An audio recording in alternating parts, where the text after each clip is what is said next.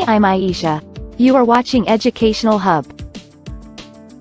It would not be wrong to say that statistics are utilized in almost every aspect of society.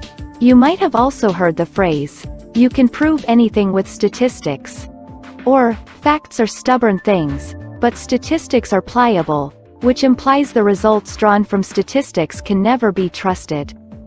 First, we need to understand, what is statistics? Statistics is the branch of science responsible for rendering various analytical techniques and tools to deal with big data. In other words, it is the science of identifying, organizing, assessing and interpreting data to make inferences about a particular populace. Every statistical dissection follows a specific pattern, which we call the statistical analysis process. Though there are many types of statistical data analysis, these two are the most common ones. 1. Descriptive statistics, and 2. Inferential statistics. Let us discuss each in detail. Descriptive statistics. It quantitatively summarizes the information in a significant way so that whoever is looking at it might detect relevant patterns instantly. Descriptive statistics are divided into measures of variability and measures of central tendency.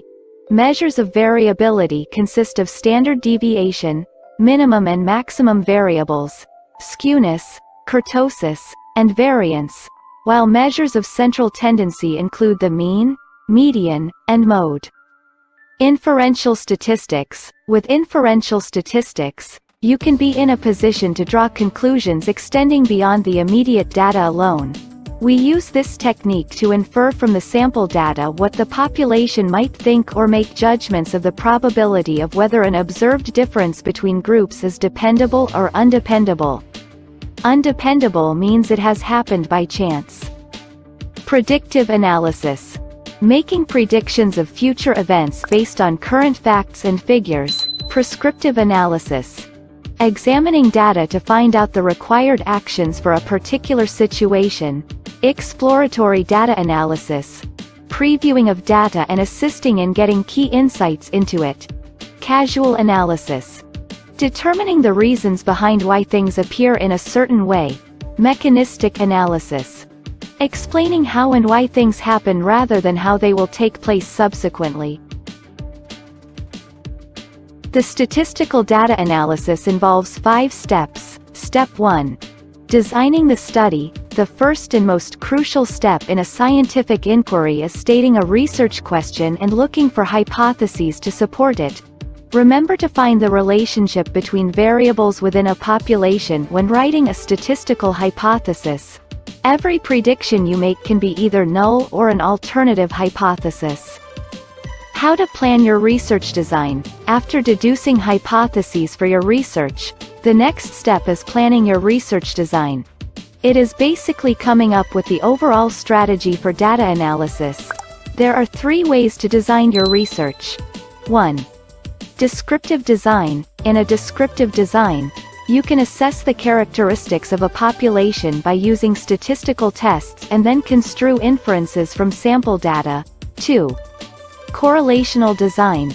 As the name suggests, with this design, you can study the relationships between different variables. 3. Experimental design. Using statistical tests of regression and comparison, you can evaluate a cause and effect relationship. Step 2. Collecting data. Collecting data from a population is a challenging task. It not only can get expensive but also take years to come to a proper conclusion.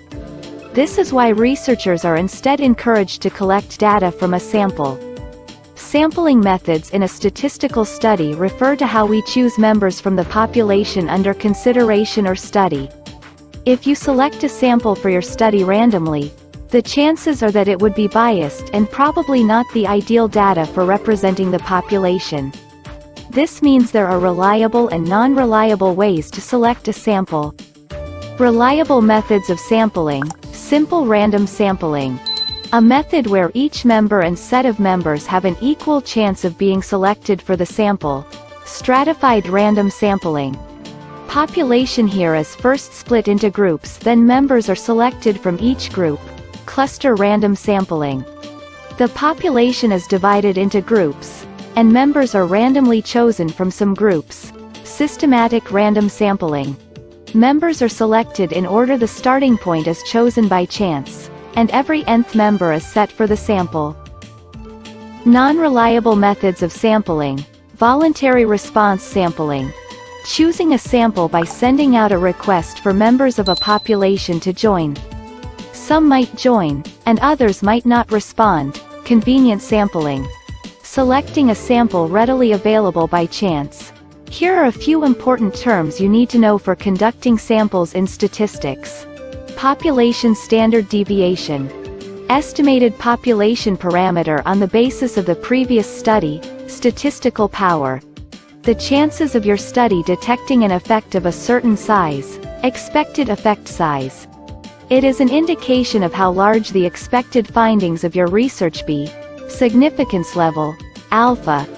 It is the risk of rejecting a true null hypothesis. Step 3. Describing the data.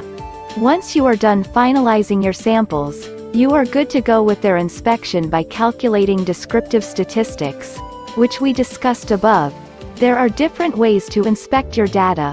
1. By using a scatter plot to visualize the relationship between two or more variables. 2. A bar chart displaying data from key variables to view how the responses have been distributed. 3. Via frequency distribution where data from each variable can be organized. What do measures of central tendency do? Well, it precisely describes where most of the values lie in a dataset. Having said that, the three most heard and used measures of central tendency are median, when considered from low to high. This is the value in the exact center. Mode. Mode is the most wanted or popular response in the dataset. Mean. You calculate the mean by simply adding all the values and dividing by the total number. Coming to how you can calculate the, which is equally important. Measures of variability. Measures of variability give you an idea of how to spread out or dispersed values in a dataset. The four most common ones you must know about are standard deviation, the average distance between different values in your dataset and the mean. Variance. Variance is the square of the standard deviation. Range. The range is the highest value subtracted from the dataset's minimum value. Interquartile range. Interquartile range is the highest value minus lowest of the dataset. Step 4. Testing your hypotheses. Two terms you need to know in order to learn about testing a hypothesis. Statistic, a number describing a sample. Parameter, a number describing a population. Statistical tests let you determine where your sample data could lie on an expected distribution if the null hypotheses were plausible. Usually, you get two types of outputs from statistical tests. A test statistic. This shows how much your data differs from the null hypothesis. A p-value. This value assesses the likelihood of getting your results if the null hypothesis is true. Step 5. Interpreting the data. You have made it to the final step of statistical analysis, where all the data you found useful till now will be interpreted. In order to check the usability of data, researchers compare the p-value to a set significant level, which is 0.05, so that they can know if the results are statistically important or not. That is why this process in hypothesis testing is called statistical significance. Thank you for watching. Like, share and subscribe my channel for more informative videos.